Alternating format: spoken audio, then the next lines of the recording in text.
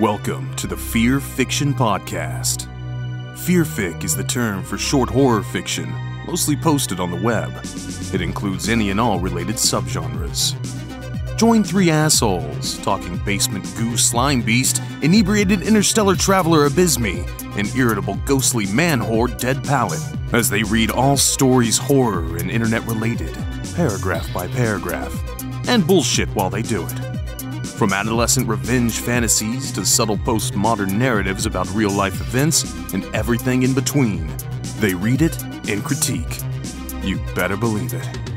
Kick it to the cold open, white boy. So, gentlemen, assholes, I don't know, what do you want to be referred to as to respond to me? Fuckers. Dumbasses, I don't know. Huh? Flatheads. Abysmii, DP, you're here in your wake. Yeah. Okay. Speaking of awake, I wanted to tell you guys about a dream I had last night. What do you think? You down for it? You ready to read my dream? Yeah. Tell me what it means? Yeah, I'm down a clown. Okay, so in my dream, I was a lawyer, not unlike our good friend Mustard Mason. Mm-hmm. I was a lawyer taking on a case of, someone who had, found out some government secrets, some, shady conspiracies, was being branded as a kook and a weirdo and a lunatic, so I was basically taking up his case, to try to help him out. Mm-hmm. By the way, I was a black lawyer in the inner city. like a young Denzel Washington, as it were.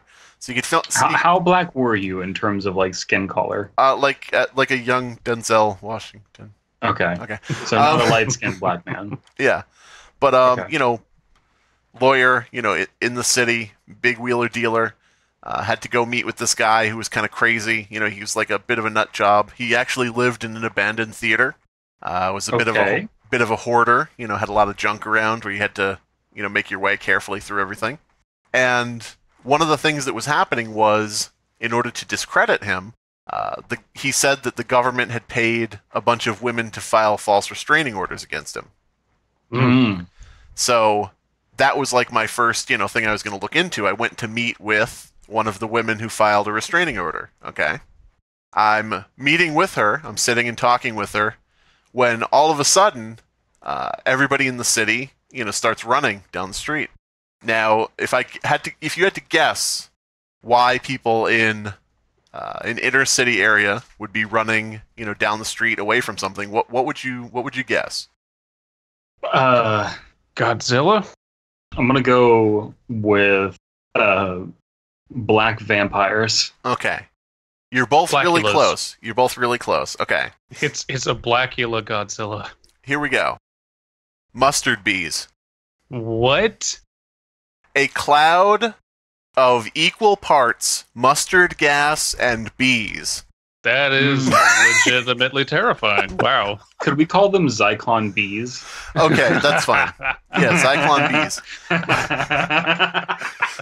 Somebody out there draw a superhero called the Zyklon Bee. He's dressed as a bee. And don't do that.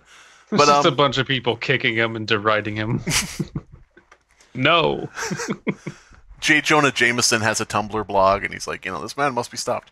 If this was a film, yeah, the inner city black lawyer would turn around and see the wave of Zyklon Bees coming towards him, and it's like, now don't ruin this for me. God damn it. Yeah, that's exactly what he would say. But that's not what I said in my dream. Actually, I took off running with everybody else, okay? Took off running down the street, and the pavement under our feet starts cracking, and, out from the cracks comes more mustard gas and bees. And so I realize, here's the thing, here's the trick, here's how I solved it. I realized that it is actually coming up from under the street, so if you get off the street and, stop running down it, you're not going to be in trouble. You're going to be fine. So I go into a park, this lush green, Central Park type park, and I start calling for other people to come, get off the street, stop running, and come, hide out in this park. Okay. Mm-hmm. A protest erupts. I guess people protesting the cloud of bees. I don't know. But the chant, I shit you not, okay? And I'm joining in on this chant. I think I started the chant. I think I started the protest, because this is not going to stand, this, mustard gas and bees shit. So the chant is one side of the crowd going, "Ring around the rosy," and the other side of the crowd going, "Pocket full of posies! Ring around the rosy! Pocket full of posies!" Everybody getting madder and madder and madder, right? Are you sure they weren't protesting the name Zyklon Bees? That could be. I mean, that could very well be bees, because okay.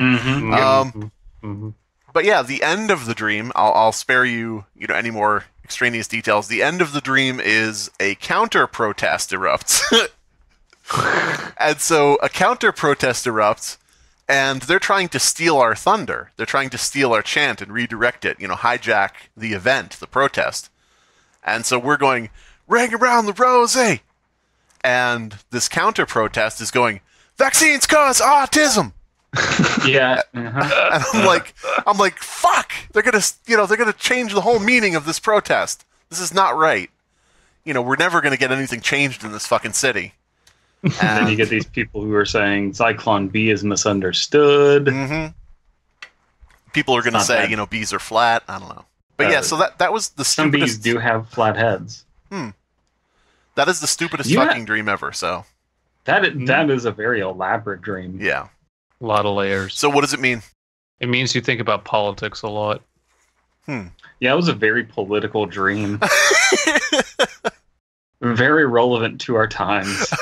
A very political dream. That sounds like a book by Barack Obama. The audacity of dreaming. I have a dream? Wait, no, fuck. Someone did that. Never mind. I had a dream. There was a lot of bees. Yeah. I think mustard gas was involved. I don't know. I just woke up. I'm recording this right now. In my dream, boys and girls of all colors running down the street from a cloud of mustard gas and bees.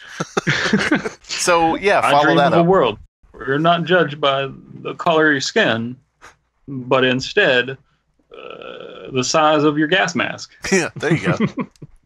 Your beekeeper. Would that hurt your mask. skin? It would have to hurt your skin too. It would be an irritant, wouldn't it? Probably. Well, if it's made of fucking bees, yeah, I would think so. Yeah. Okay. The bees just make holes and all the mustard gas gets sucked in, But, yeah. Wow. That is a very bizarre dream.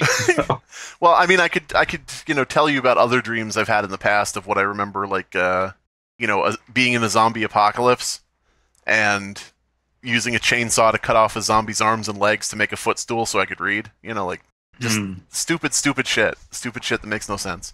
But anyway. I don't get very vivid dreams. I rarely even get, I know you dream when even if you don't remember it, but I don't even drift awake with dreams. I'm the same, actually. I remember almost none of my dreams. And if I do, they are absolutely nonsensical, and I can't piece them together. We'll try. I've gotten some good story concepts out of them, but I scarcely have dreams. So yeah, the two of you have nothing to offer on this topic then. No. Nice. I don't have a dream. God damn it. That's going to be my apolitical novel. Yes. Saying how politics is dumb. It's just going to be I Don't Have a Dream by Brandon Patrick. Oh man, just a book of blank pages? Is that one of those Politics things? is dumb. Why get involved? Yeah. And then that's the end of the book. Yeah. Dreams are the collective amalgamations of your subconscious, and you shouldn't use them to make life decisions. Bye. That's it. This has been an episode of the Hyper Realists. I'm Atticus Finch. Get it? Because never mind. All right. So speaking of weird narratives and strange ideas for stories, there's a fellow by the name of Deer Poob who has written a story that we might be interested in. Would someone like to tell us about it? Someone who possibly is running the project?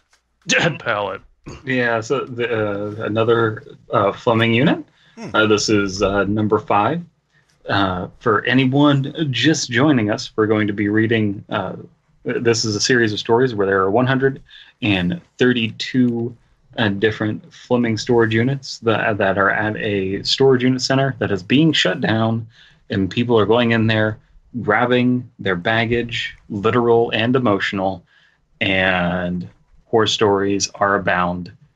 The stories end and begin with them opening up the Fleming storage units and finding some sort of horrific, down-to-earth, realistic thing. So this one is by Dear Poob, as mentioned. Their favorite creepypasta is Ability. And so, we're going to see if this is a very Ability-like creepypasta. We're going to see if this pasta is able to make us spooked, or if it's differently abled. I don't know. Well, there's also it's also worth noting that the last one that we read here on Fearfic was Unit 3, and you might be asking where Unit 4 is. Unfortunately, as is the case with a lot of contests and challenges and this kind of thing, people had to drop out. There were, some people who just couldn't muster a story in that time, or maybe they thought they had a story concept and then kind of flaked out, didn't like where it was going. All sorts, life happens. So 4 is MIA, but right. We're moving to 5. Yeah, 4. I think wasn't Abysmii supposed to write 4, and he flaked out. Wrong. But you're not far though. Believe it or not. Sometime in the future, we're probably going to fill in the blanks. But for now, we need to critique these stories. All right. Should I start us off? Yes, you shall. But first, by reading us the title, as I have decreed, thusly. Fleming Unit, Fleming Storage Unit number 5, Flathead, Frolicking. Now, this is labeled a work in progress, but this was the most up-to-date version of the story there is. So cool. All right. My dad was one of those kind of guys that avoided technology like it was his, like it wanted his kidney. So when we had rented the unit about 2 years ago, it just so happened I was there at the time and offered to use my email for the account. I figured it was better I just quietly deal with it before my dad started to lay into the teenager that was behind the desk for something he clearly had no control over. Hunting was my father's greatest passion, but after what happened, I doubt he'd want me to continue the family tradition any farther. This is a rather strong opening paragraph. It leads us, it front loads a little bit, because it's like, after what happened, I would never hunt again. And now I wish I hadn't. Yeah, so there is a way that I think you can put a lot of front-loady information in the beginning and not ruin it. And I think the way that I think that this story is kind of doing that, where you're not focusing so much on and then something bad happened. It's more of, it's couched in information that's important, like hunting was my father's greatest passion. So they're putting that forward. So You're getting an idea of who the character is, the context in which they're growing up and everything. Dad not being technologically savvy, blah, blah, blah. It's couched in information that's important to the story that's going to lead us from point A to point. And now I wish I didn't happen. Yeah, and the thing about using your email for like a parent's, thing or something like that, that's something I've done before. That's something a lot of people probably have done, where it's like, oh crap, this needs an email. Oh, can you, what's your email address? And you're like, oh fuck. Well, sign me up for spam. Okay. And then your mom is just at a store and they're like looking at her and it's like, and it says here, your email account is narutoxsasuke47@gmail.com. Yep. Yeah, I love those animus. Yeah. Sure. I love watching the anime boys make out. You know what's weird is that's going to be... You know what? Fuck. I shouldn't say going to be. That is like the email address of people with like teenage children now. Yeah. Oh man. It is. Oh man. Somewhere out there, there's like a 16-year-old whose father's email address is something like, Butt Smasher 28. Like. God damn it. Dark Lord XX 25. Leet Haxor 420. But yeah. I hated my father. He's the sort of man that was a good role model in the sense that whatever he feels about things or how he treats people, I know to generally do the opposite. As bad as it was being the eldest, things were even worse for my little brother Luke. I'm going to look into getting him some work, maybe out of town, and the two of us can maybe rent a place together somewhere. Anyway, from this shitty little town away from the shitty little town and away from him. All right. So what do we want to bet that our main characters name something similar to Jeff? Because we've got Luke as the little brother. Too easy. Way too easy. My little brother Luke. By the way, I'm Jeff. Anyways, my father wanted to use the unit as a sort of staging area for when we went on a hunting trip out to Flathead. So we're subverting the storage concept. The unit held a lot of the gear my dad had collected over the years. Rows and rows of musty camo coats and well-worn coolers. Big knives and all the sort of things you might expect to find in such a place. Ultimately, I would say there was nothing remarkable about it. Remarkable about it. The gun rack was the main thing my dad was after when I showed him the email. So I guess the email saying to come pick your shit up. Yeah. Mm-hmm. Yeah. So in the early hours of the morning of the 12th, because of course a redneck like my dad has to do everything at the ass crack of dawn, thankfully the storage unit didn't open till 10, he woke me and my brother Luke up to clear out whatever we thought was worth keeping from the unit.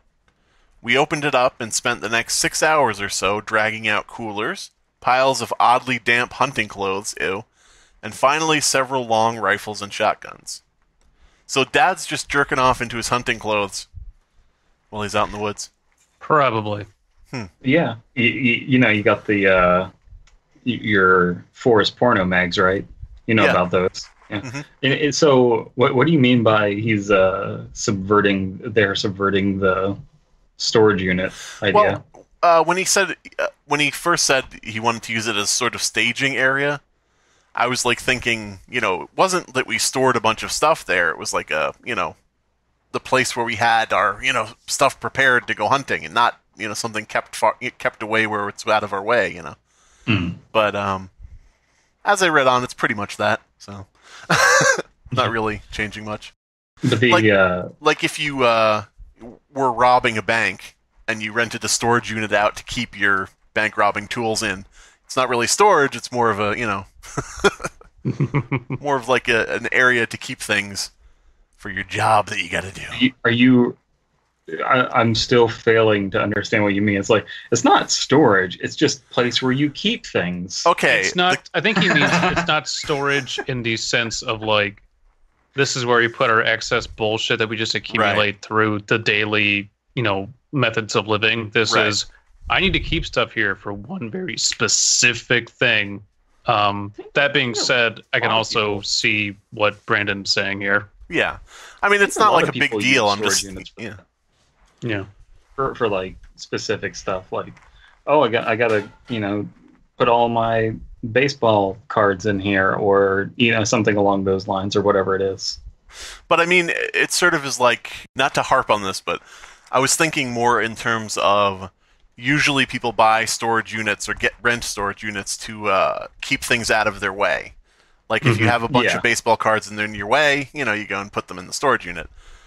This, I was thinking when it started out, I was thinking it was going to be more of, our hunting stuff is not in our way. It's just that, this is a place, where we keep the hunting stuff, and we go on our way out to the, place, and we stop there to pick up whatever we need, that type of thing. But it's not a big difference, but, just as it started out, when he said staging area, I thought it was going to go in a different direction of, this is where we prepared. This is where we got ready.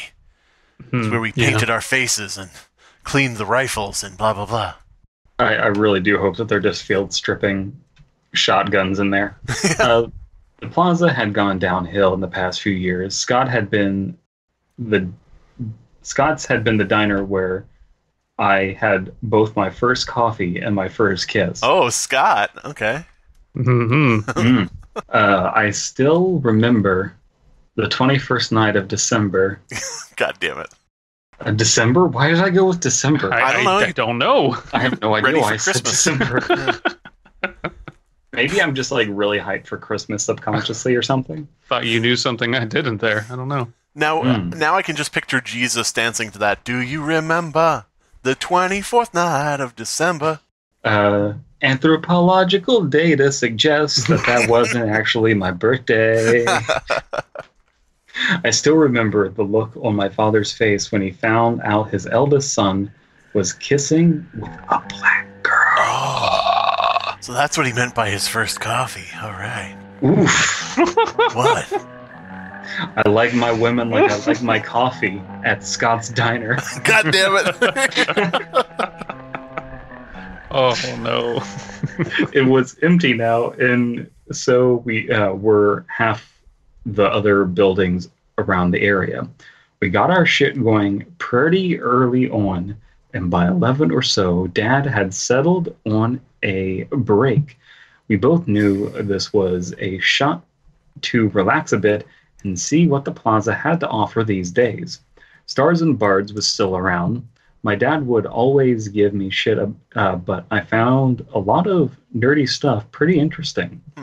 I had already settled on getting my own War Machine army when I had my own place, and probably would give some of the board games a shot as well. So this All guy's right. a constant disappointment to his father.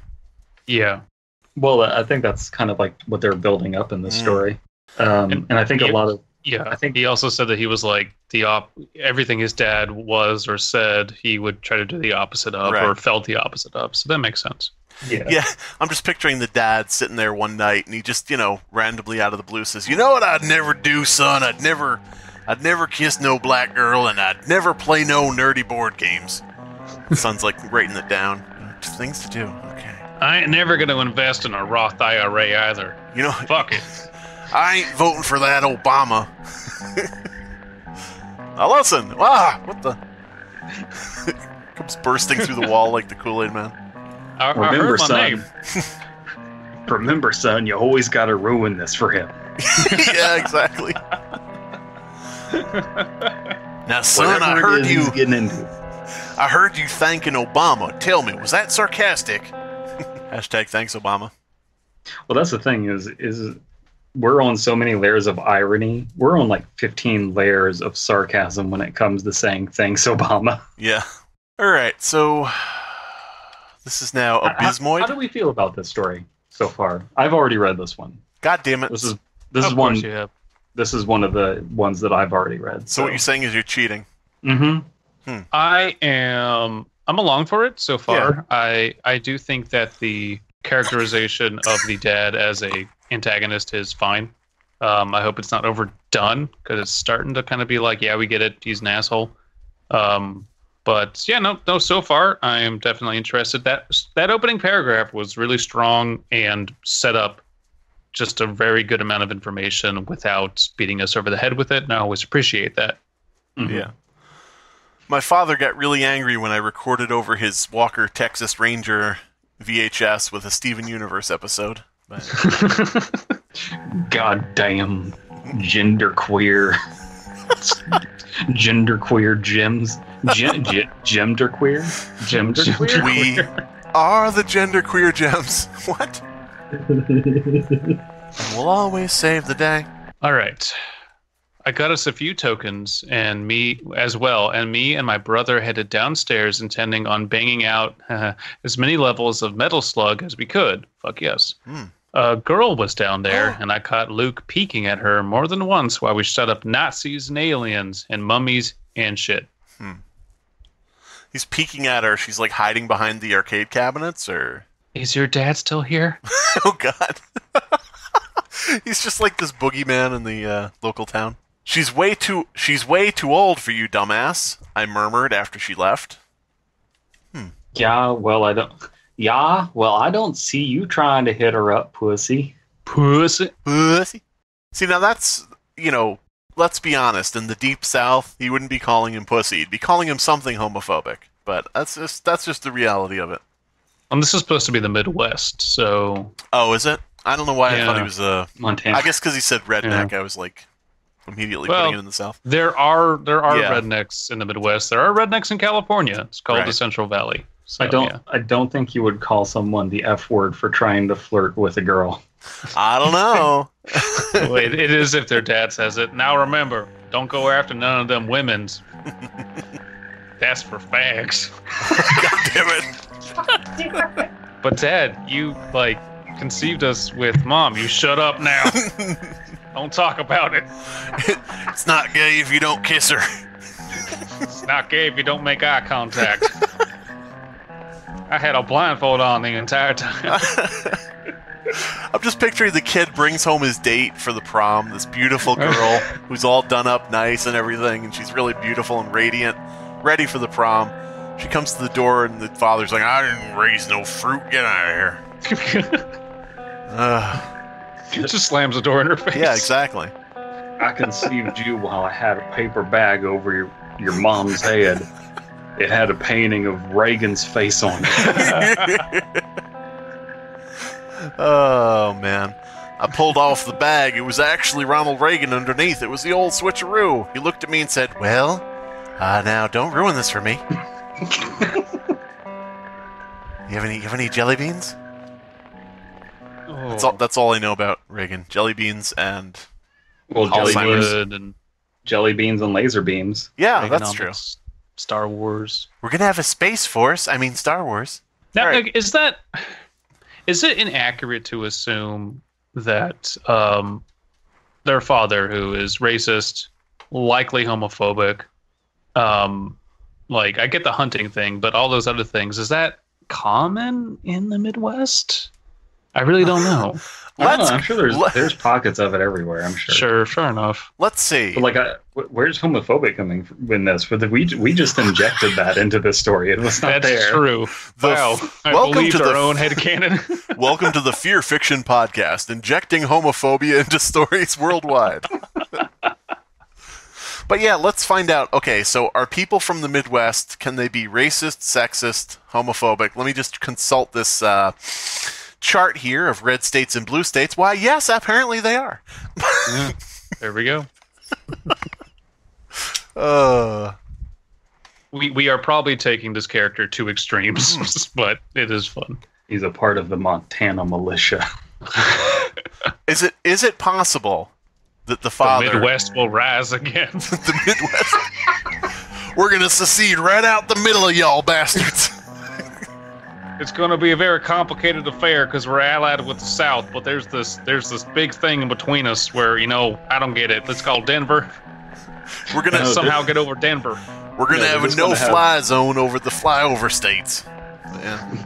That'd be funny. You just get like a whole a direct line of states down the middle of America just secede and decide to be a no-fly zone. Oh man, no flying planes over here. You got to go around. Yeah, just this dude standing out on the mountain. Y'all go around. Go on, get. He's got like a shotgun. If you want to go from New York to California, you have to go over to Japan. Or have to fly over Canada or Mexico. So what are the odds that the father is actually Bubba Shit? His response lost him his shot at the 4 tokens we had left, and I decided to pocket them, leaving him stranded against a shirtless guy with a minigun. Wait, in-game or... In-game. I hope that means in-game. I hope so. I mean, the story just took a really interesting turn. The shirtless guy with a minigun was also my father. We went down to the arcade. You boys playing arcade games again? We went down to the arcade, and there was a girl there. By the way, also a shirtless guy with a minigun. But there was a girl. Can you believe it? But, yeah. Luke's not a bad kid, really. We would argue back and forth, but what brothers didn't? My father always saw Luke as a blight, really. You're a blight on society, boy. He got suspended several times for fighting and stuff like that. Though I look back and I think he just needed help. People that actually understood how he thinks, you know? I was always the smart kid. He was the tough one. Dad's beatings had stopped a few years back for both of us. We were at least as strong as him now, and Luke knew that. He seemed to goad our father on at times as if he just wanted an excuse to lay into the old bastard. That seems realistic. Yeah. Kids like, how about now? How about now? Is it gay to have a Farrah Fawcett poster on my wall now, Dad?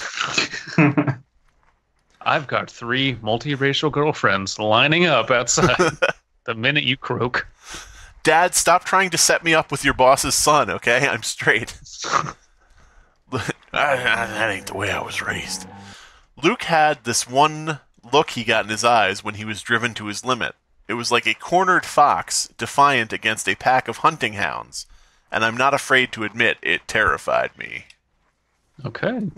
Around noon, we all piled back into the truck, now laden with our hunting gear and food. We planned to go out Thursday and spend the weekend bird hunting in Flathead. 2 words for some reason. I feel like Flathead should be capitalized if it's a place. It should be capitalized in 1 word. Flathead is the guy with the minigun. A 5 or so hour drive just on the other side of the Rockies and my dad's old stomping ground. The drive was pretty much as I would have predicted. There were no cell phones or tablets allowed when we went hunting, and Luke had little patience for being in his own head too long. He always had this thing he does when he's getting restless. He just starts touching his face a lot, rubbing his eyebrows, scratching his nose, wiping his lips. It didn't even take an hour before I started to see all of those things. Interesting. This is a lot of really good characterization. It's really well done.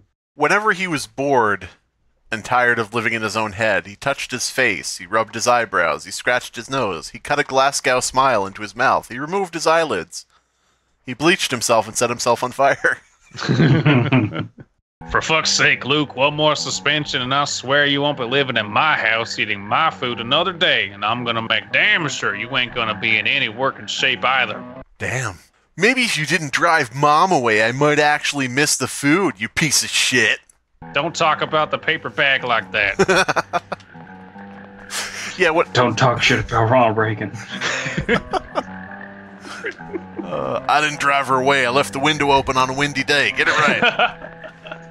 I don't even remember how it got to that point, but our mother was not something to bring up, and the screeching of the brakes was as dread-inducing as the coldest look or the cruelest word could ever be. My jaw locked, and I reached for the door locks, hoping the slight delay would give my father enough pause to consider what he was about to do. I like the idea that he reached for the door locks with his jaw, but okay, go ahead, sorry. He didn't say a word. He simply lifted the small metal knob and opened the driver's side door. Took 2 steps back and dragged out my brother out of the seat behind him and into the road. I took one long, deep breath and stepped out after him. Somebody's going to get a beating. Yeah. Dad, you really want to be beating your son in the middle of the road when a state trooper rolls by? He had Luke by the back of the collar, and Luke was pawing at his hand. We were strong as him, but my father had spent several years as a reserve, and had probably been in more bar brawls than I had beers. He gave me one long look, something I couldn't quite read. Should be a comma. A mixture of knowing I was right and being too mad to care. Luke's face hit the cracked pavement. Oh no! Mustard gas and bees! Luke's face hit the cracked pavement hard enough to bruise. I'd later find... Oh, wait. So the sentence structure could be, worked on in throughout this. Yeah. Let me try this again. Luke's face hit the cracked pavement hard enough to bruise, I'd later find out, and my father pinned him with his knee. There's also a really nice line there of my father had been in more brawl fights than I had beers. Right. And he was sober, too, through all of them. He just would walk into bars and start fights. I don't like beer. Anyone who drinks beer gets a beating. Now listen here. Now, I ain't no practicing Muslim, but but I hate people who drink alcohol. We are really taking this character to a weird place. He's a very, very confused, ignorant, bigoted man. I ain't into no frou-frou drinks like no beer. Dad had never been the same since he literally shot himself in the head while hunting. Had severe brain damage. Real men drink daiquiris. Yeah. Ice daiquiris, no less. I should have tossed you and your mother out the day you were born, you little retard. Ooh. So, no F word, but we do get a retard. Okay. That sounds like you're disappointed at like the county raffle. I didn't get an F word, but we did get a retard. Like, jeez. Oh. His voice was low and venomous, and I was just about to make a move to get him off Luke when he released himself. Okay. Okay. That's perfectly sensible, Brandon. I don't know why you're laughing. Luke's one eye was red and gashed, but it looked like he almost made me grab him rather than my father. To my surprise, he went back to the car without a word, and so did my father. The rest of the ride was silence, and I can only assume Luke had made the decision to continue on because we had already driven an hour and a half, so walking back wasn't exactly an option, right. No period. It's not it's not good to walk all that way back when your one eye is red and gashed. Mm-hmm. You know? Luke was a Cyclops. About 8 o'clock. I should have tossed you and your mother out the day you were born, you little Cyclops. I didn't know your mama was a Cyclops on account of the bag, but I should have known. No, so that's just to clarify, he's not actually a one-eyed child. It was just poorly phrased. Just to clarify, not actually a one-eyed child. Well, we read it straight. About 8 o'clock, we were parked just off a dirt path deep in the heart of Flathead. It's a car-only hunting ground, meaning you're only allowed to hunt with your cars. Yes!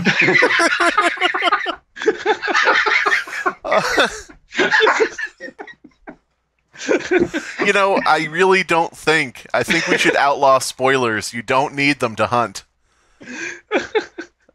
I just see this like fucking Chevy, like with a bunch of fake like ghillie shit on it. You see it? There's a deer. Punch it! Get the deer! And it just like spins out and like clobbers a deer. Oh boy. Okay. Meaning you're not allowed a tent or anything, and you can generally stay only a few nights at most. God, we're dumb. All right.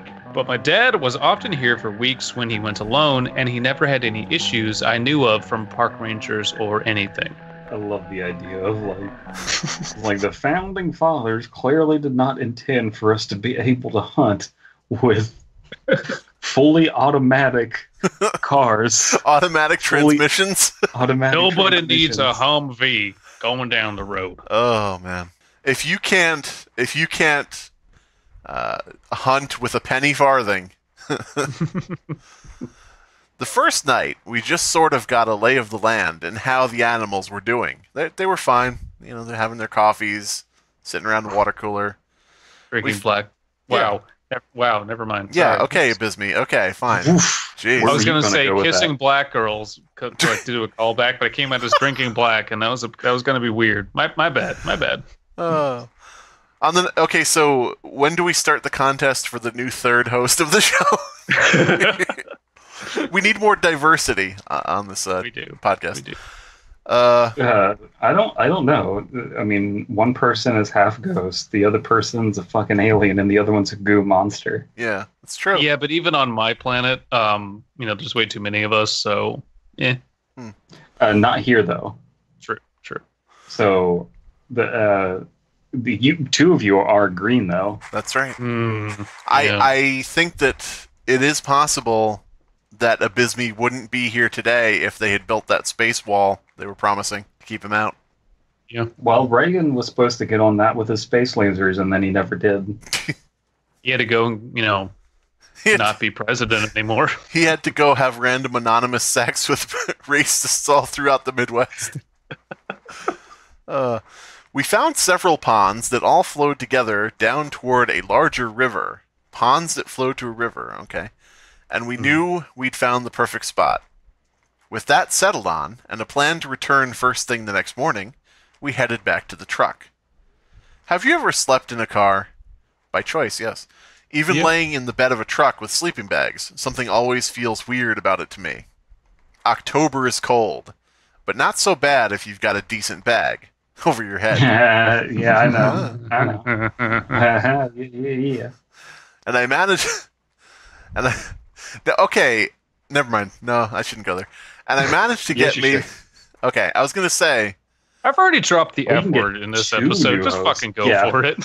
Do we think that our non-practicing Muslim, Midwestern, redneck, bigot, racist, homophobe who thinks that kissing girls is gay, do you think he gets mad when he walks down the street and he sees women without their head bags? Probably. Anyway, headed back to the truck, blah, blah, blah. And I managed to get maybe half a night's worth of sleep, which is pretty good. I can't say the same for Luke. I could hear him muttering and rolling over constantly all night. Oh, no. He was bleeding out. Hate Dad. Kiss an Asian woman tomorrow. Show him. I do like the concept of just bragging about having big nuts. Like, hey girl, my balls are huge. Abnormally so. Had to wear special pants. Yeah, I think there might be something wrong. I woke up an hour or two before the sun began to rise to see my brother was gone. Oh, shit. My dad's a heavy sleeper, so I got up and went out to look for him. He's not too far away, just a dozen feet or so into the trees, sitting on a rock. Hey. What a wonderful kind of day.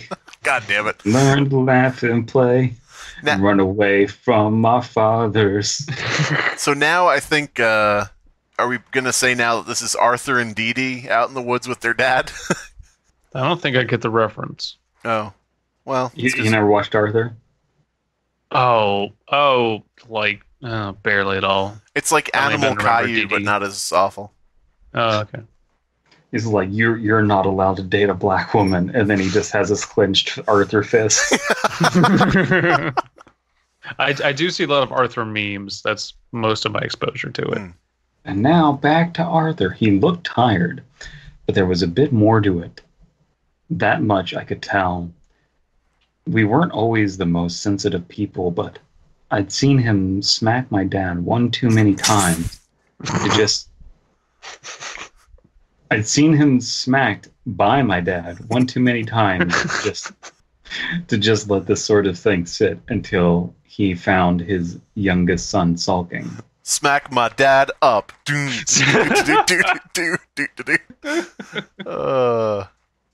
Take your bag off. Smack my dad up. Bow, bow, bow, bow, bow, bow. And the music video would just be a POV version of him beating some old racist dude. Yeah, and then at the end he looks and beating on him. At the end he looks in the mirror, and the big twist is it's Arthur. I love that music video. It's a good one. Yeah. You ever just think about Dad out here, maybe getting in an accident? Maybe one day he takes a wrong turn when he's hunting in his car. I paused as he said that. It wasn't just musing. It was obvious that what he was saying to me. Did we lose DP? No. This isn't the Old West, you idiot. I know as well as you know as well as I do. I know as well as I do.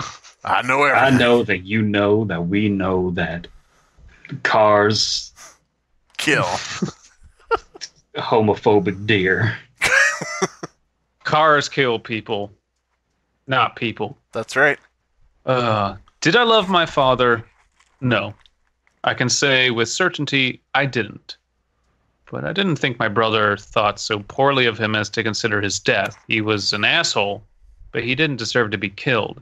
Now, I have spoken with people that have been my friends who legitimately hate their parents and came from abusive households. So this is a nice touch of realism of like I wish my parents were dead, or I wish this parent was dead. I hate them so much. Right. So it's again, this story, for as much fun as we're having with it, is really good at characterization. I really do believe these brothers, and then the relationship with their father. Two brothers. Two brothers. And what do you do when you kiss the black girl and dad doesn't like it? You get a car and you go hunting, but the hunting is the most dangerous game. Racist Or Midwesterners. Dads. Two This dads. fall, two brothers, dad hunters. God damn it. Sponsored by Cadillac. So this next quote sheds some light on one of our theories. I'm just kidding, John shit. It is Bubba shit's son. Oh. No, Damn. actually, it says I'm just kidding, John, comma, shit. So, damn. Because as we all know, Bubba Shit's second-born son is actually named Jebediah Shits. Yeah, True. exactly. So, yeah, it's clearly not the case. Luke was just trying to play it off, and I let it slide for the moment. Maybe I'd ask Dad about a counselor or something when we got home. To be honest, I should have done that years ago. Is that how you spell counselor? That is one way, yes, but that is the incorrect version. So what you're saying is no, you can't spell it that way. What? No, you can. No, that is a counselor with ILLOR is like a more political position, like a counselor. But Right. a counselor, as in a therapist, would be the COUNSELOR, I believe. So yeah, no, that it's the wrong spelling for the correct word, essentially. So one is a official office. Yeah, kind of. It's a very Okay. archaic term. It's not used, I don't think, in most countries anymore. And you're telling us this as legal advice? Mhm. as a medieval historian. Okay. Ha! As Suck a it. paramedical? So you're an expert on medieval history. Expert's a strong word, for sure. So I can put you down as a reference for my History Channel special. Mm-hmm. Okay. That you can. I will relate everything to aliens, but yes, you can. And you can also rely on Abysmii if you get sued for the contents of your show, because he is a lawyer. So No, I'm not. Yep. Well, Don't if you're ruin saying this for me. Listen, you're, I'm not a lawyer. No, wait. He was, Obama Wait. was a lawyer. Oh, the irony. no, so like if you're trying to relate everything to aliens, maybe stop being so self-centered. No. That's how you get ahead in life. Goddamn diversity quotas for aliens. For intergalactic aliens. I don't want them greenskins coming over the intergalactic border. As we can see from the example on this show, they're not sending their best people.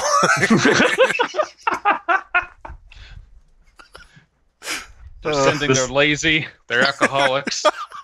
This one went to law school for 12 years, isn't a lawyer. Can't even pass the bar.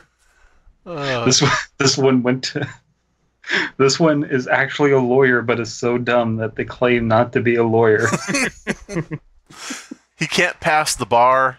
He can't pass a bar. Without going inside. Yep, exactly.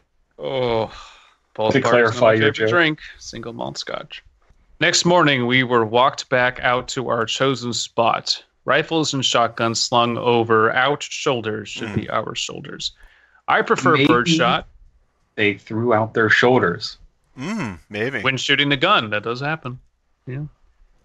I prefer birdshot because it's just easier, but both my dad and Luke insist on scoped rifles. Wait, Okay. They like doing 360 no scopes, and you can't do that unless you have a scope. So. Birdshot to me sounds like an ammunition type, like buckshot.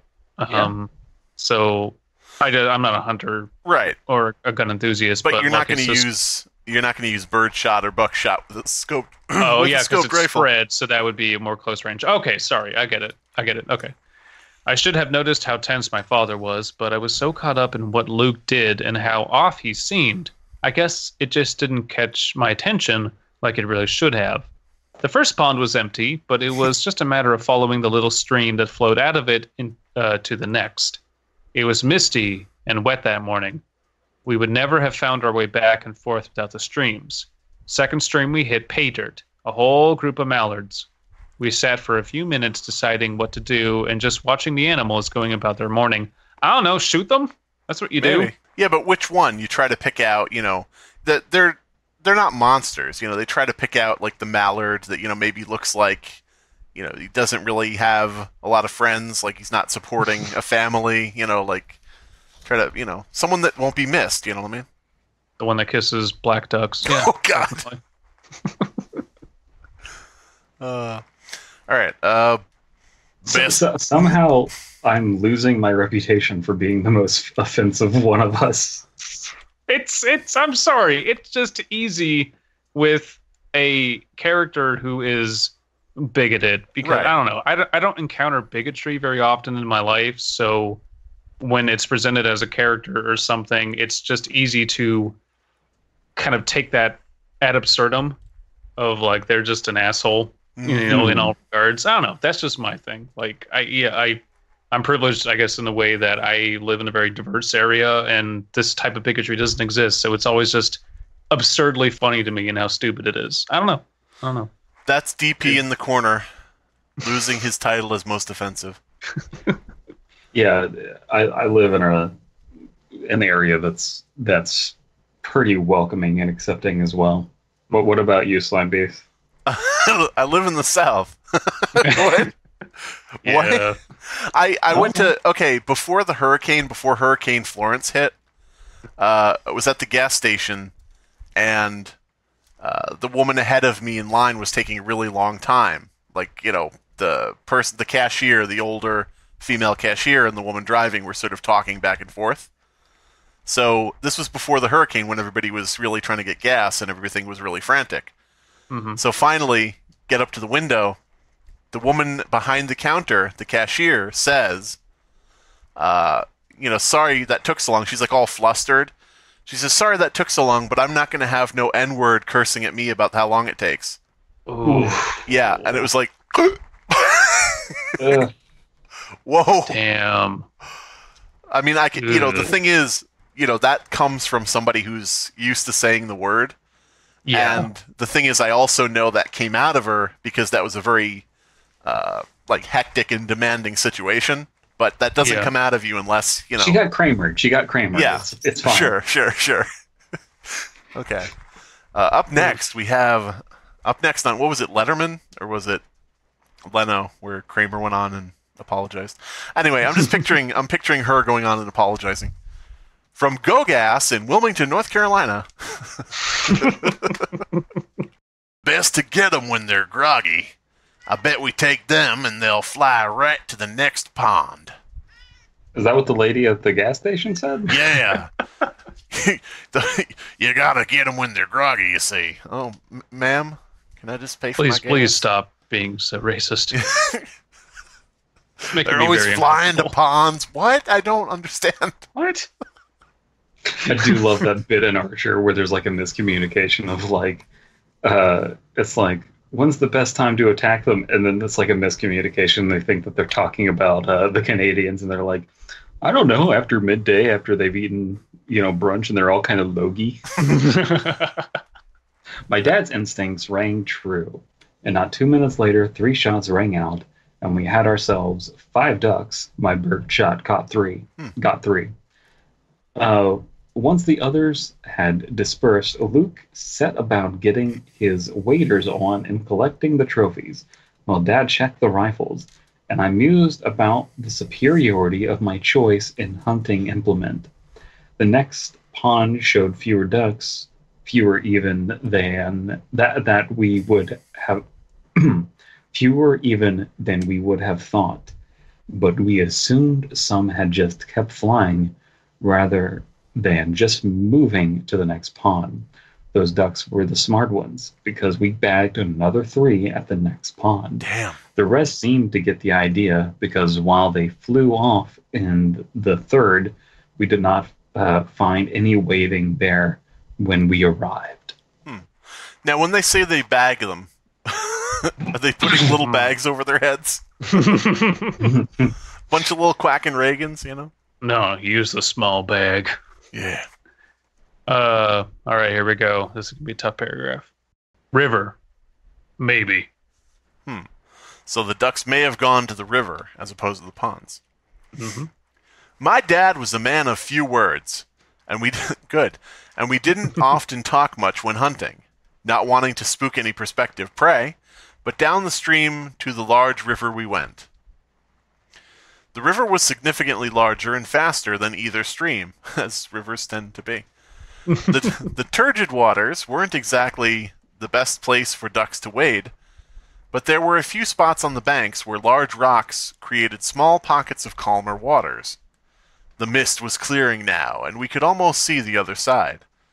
It was maybe 30 feet across, but not very deep, yet cold as ice this late in the year as the water came down from the Rockies. So what we're establishing is this is a dangerous river, folks. Yes, true. Good point. Sure be a shame if an SUV came out of nowhere and ran the dad over. And nudged him into the water. And It he just can't slowly swim. nudged him, yeah. And while he's distracted drowning, he gets shot with birdshot. We walked along the shore for maybe a quarter... God damn it. And he catches dysentery Damn it. in the wounds. Sorry, but your father would have been fine if not for the dysentery. We walked along the shore for maybe a quarter mile until Luke stopped and pointed across. We could see the other shore clearly, with the trees beyond still somewhat shrouded in the morning mists. But what we saw was clear as day. My guess is it's a pale, tall, slender figure. Slenderina. Slenderina, yeah. There was a mass of brownish gray writhing on the ground just inside the tree line. It was pretty large, the size of a wolf or a large man. And if it had been moving, and if it hadn't been moving, gyrating, it would have looked like a carcass or maybe even a pile of dirt and stones. What the hell is that? My father's voice was low behind me. He was on his knees. And clearly as confused as I was. Now I know what you might be thinking. An animal in its death throes, or perhaps another smaller animal was eating it just out of sight. But no, the movements were too rhythmic and consistent. It's people having sex under a brownish-gray blanket. I betcha. It's Gandalf. It's Gandalf? What? Sure. Gandalf sleeping out by the river. I said scandal, but we'll go with Gandalf. Oh, okay. That's good. That's good. I just hear this whisper. I'm like, it's Gandalf. I'm like, what? Gandalf? Okay. Sure. What are you doing here? Everybody knows about the great Gandalf scandal. The great Gandalf. Dad, give me your rifle, I said, and to my surprise, he did. I looked through the scope at the same thing and saw it just in time to watch its head rise, its neck craning backwards as if to howl. I lowered the rifle with wide eyes and heard my father before the crack of a gunshot shattered the disturbing stillness of the air. Oh man, I'm just getting lucky with these. Luke, you lower that thing. Oh, what was he going to call him? It was an N-word. No. Wait a minute. What if this family was black the entire time? Oh, God. The father is super duper confused. He's the blind white supremacist. What? Oh, what is his name? Dave Chappelle. No, the guy, the name of the character. Oh Ross shit. Geller? Big. No, it's like Bigby or Bigums or something. Yeah, I forget. So are we on board with this father being a black heterosexual man who calls his son gay and a race traitor for kissing a black girl? And is a non-practicing Muslim. Like, Clayton what? Bigsby. Clayton Bigsby. Yes, that's what it was. Great guy. Oh man. okay. No, that's just the perfect twist. Oh, No, maybe it's not even that. Maybe it's just it's a black father, and he's like, you need to find yourself a nice white woman. God damn it. Ain't no future in black women. Trust me, I know. Put this white bag over her head. My father wasn't an idiot. He knew the penalty for shooting wolves, or bear, or even elk or deer without the proper license. We got out of there before the echoes of the shot had finished ringing out. Another 5 hours of silence, and we were back in Harv. Favor. Isn't that's spelt wrong? Shouldn't the V be before the R? Harvey. We were back inside Harvey around 3 the next day. My father didn't say a word. We dumped a good portion of gear back into the... Oh my god, I just realized something. What? Harvey. Weinstein? Sniper scope. Oh. Oh no. John Hinckley. Of course. John Wilkes Booth. My father didn't say a word. We dumped a good portion of the gear back into the unit. It felt like something was ending. A chapter of my life and Luke's life was coming to a close.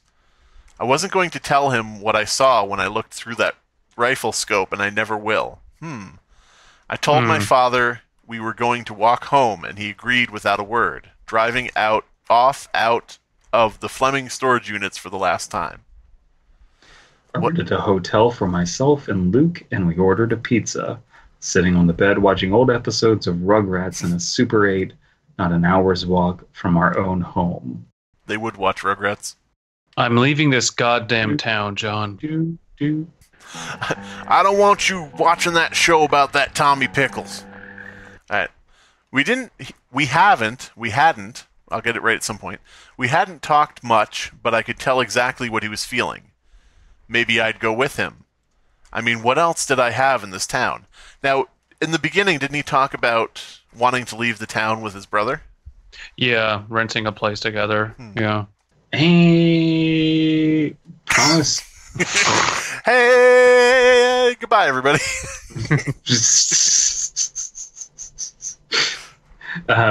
Promise me you'll get help, okay? A therapist? Something? Anything? He nodded and ate his fourth slice of pizza as I got up and went to the bathroom. As I ran the water to take a cold shower, the image of the thing raising its head replayed in my mind just like it did the whole ride back.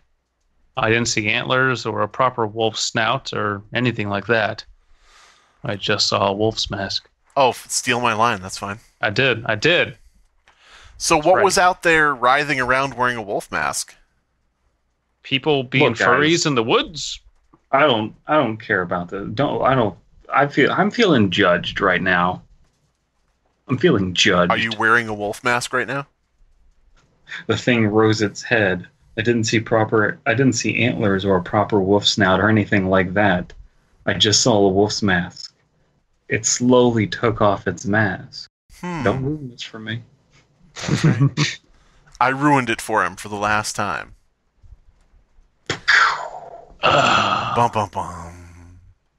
So yeah, as it turned out, the story is about Obama. Mm-hmm. And yeah, the kid's name is John. So John Wilkes Kerry. Booth. John Kerry, yeah. Sure. Mm-hmm. Fleming Storage Unit number 5. Swift boat retribution. I don't know.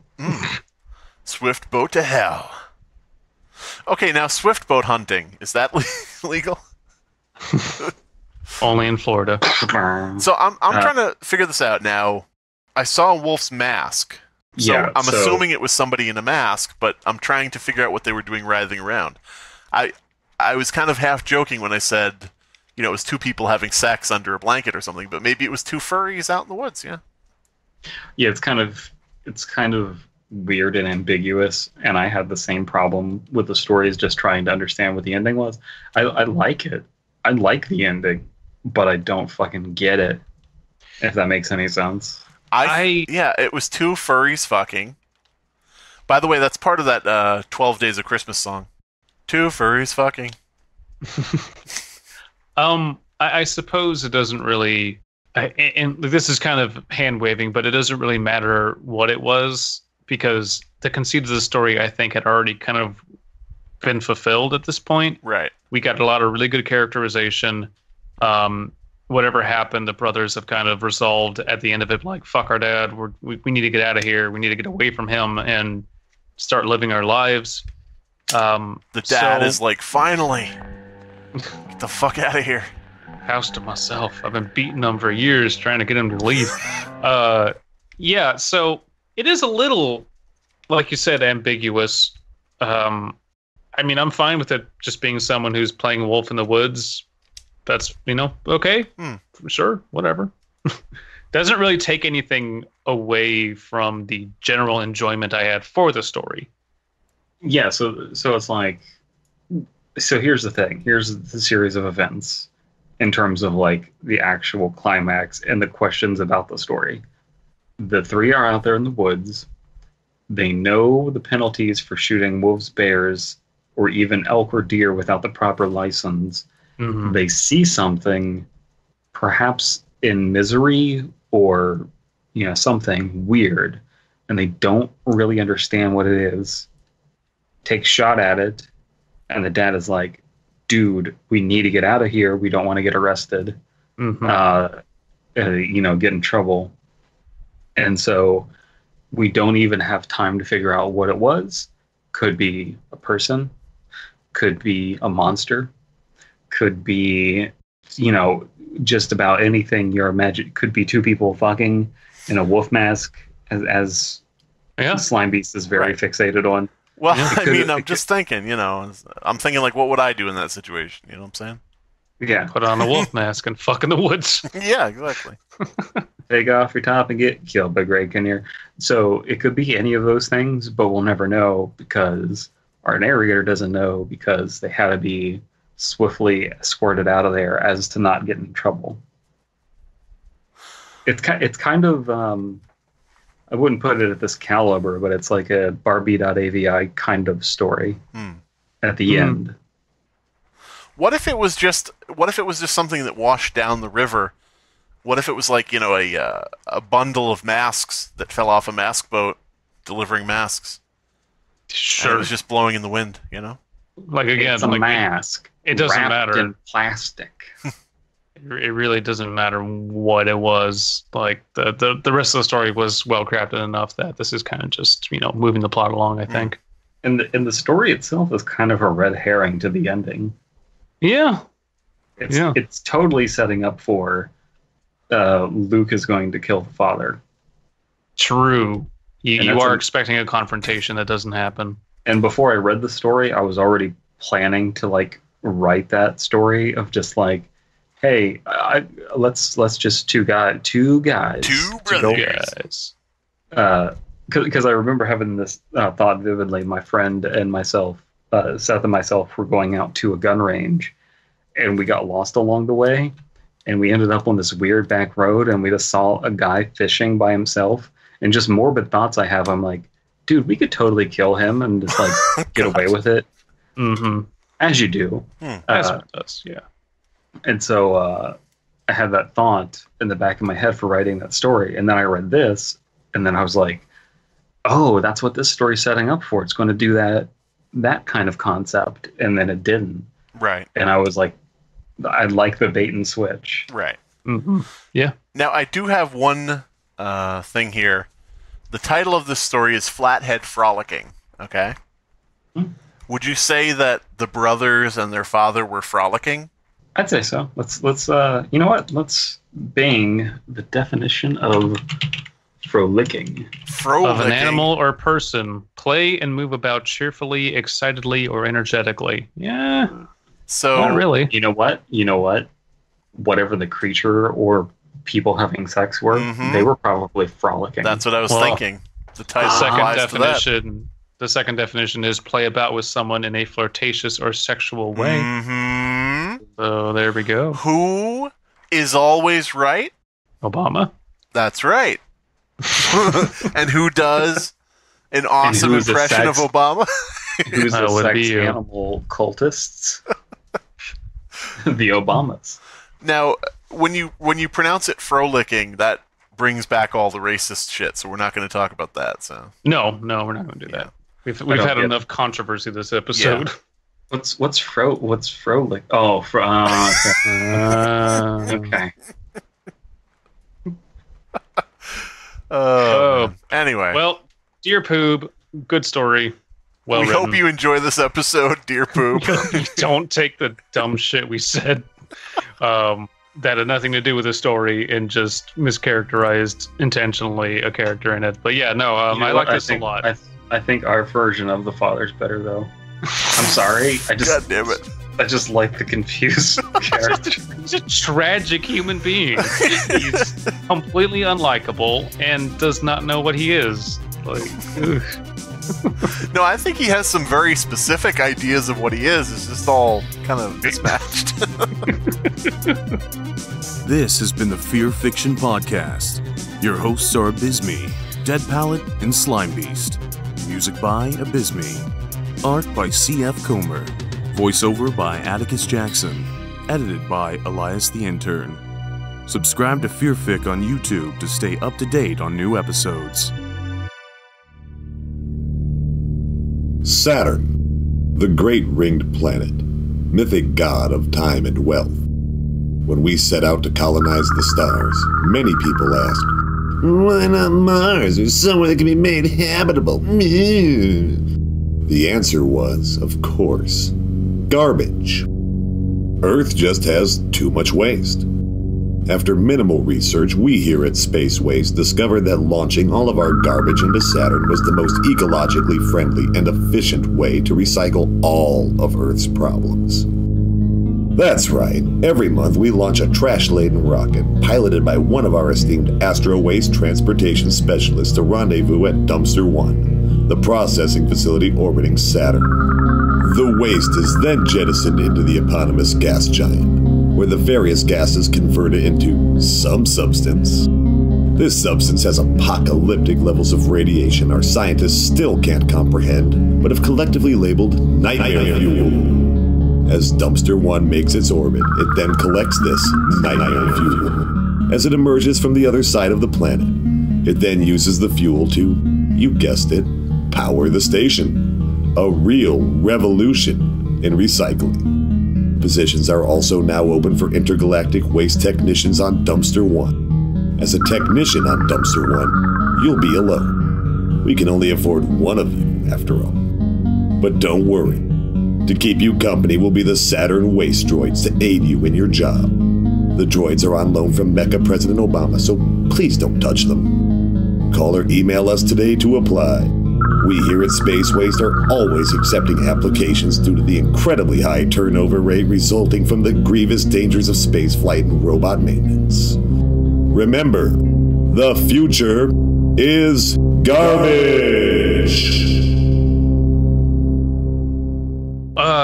If you're a nerd, and I'm a nerd, any nerds in the audience, and you want to get into Warhammer 40k like I have been, a good starting place is the lore, because it's very immersive and complicated and dense, but it's quite fun. I've been following a YouTube channel by Lutin, Luetin 09. Lutin 09 has some really good, almost audiobook level videos about the lore. It's also just fun to put on in the background if you're playing a game or something you want something to listen to. But yeah, go check that shit out. It's good stuff. I sincerely doubt there are any nerds watching this. Yeah, I'm probably the only one. I'm sure everyone who's listening to this has a cigarette hanging out of their mouth and cool guy shades on. Yeah, you have to be pretty intelligent to understand Warhammer 40k. You know. Oof.